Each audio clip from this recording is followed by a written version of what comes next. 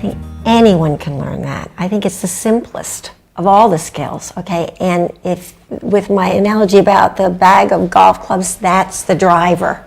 That's one of the most precious skills, I think. And it's much simpler than people imagine, okay? Because we all have feelings. We all have emotions that kind of come up spontaneously. You know, we don't ask for them, but they're the weather inside of us. And in order to find out what it's like to be Ronnie, I really need to tune into that. So you can learn how to describe them in such a way that the other could relate to them.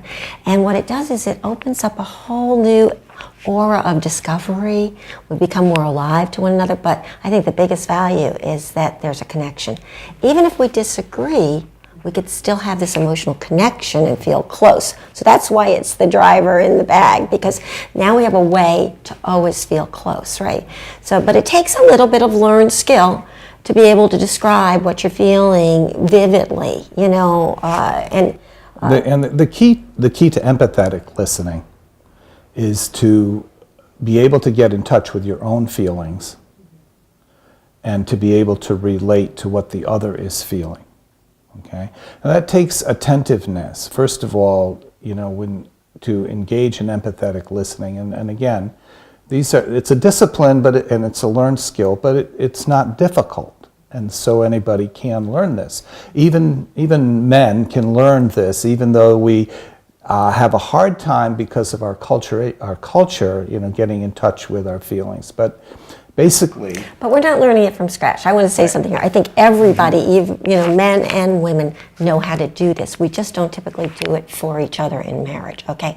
If you have a little boy in your life, okay, who's upset about something or who wants to communicate something, and he's having trouble communicating, you know what we do? We get down on his level, we pay attention to everything, we notice how his eyes are filling up with tears, how he's jittering, how, you know, and we coax it out of him, right? We listen so actively, right, to the 3-year-old, but we don't do it for each other, you know? We don't notice the expression on his face or that, you know, and that's so, you listen with your eyes as well as your ears, you know, and you just tune into the other. Right, and for me,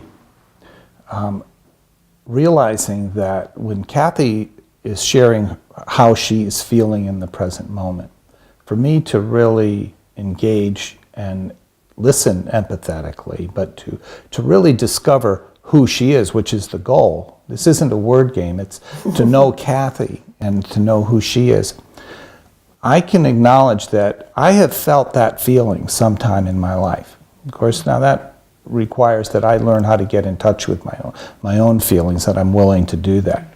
And it may not be in this situation. It may have been a different situation. In a completely different set of circumstances, but I've had that feeling, or I felt, you know, anxious, nervous, sometime in my life. So for me to bring up that feeling and bring it into the present moment, my memory and my experience of that feeling allows me to connect it with what Kathy's feeling today. So I can learn how to do that. It gives us an incredible emotional connection in the present moment.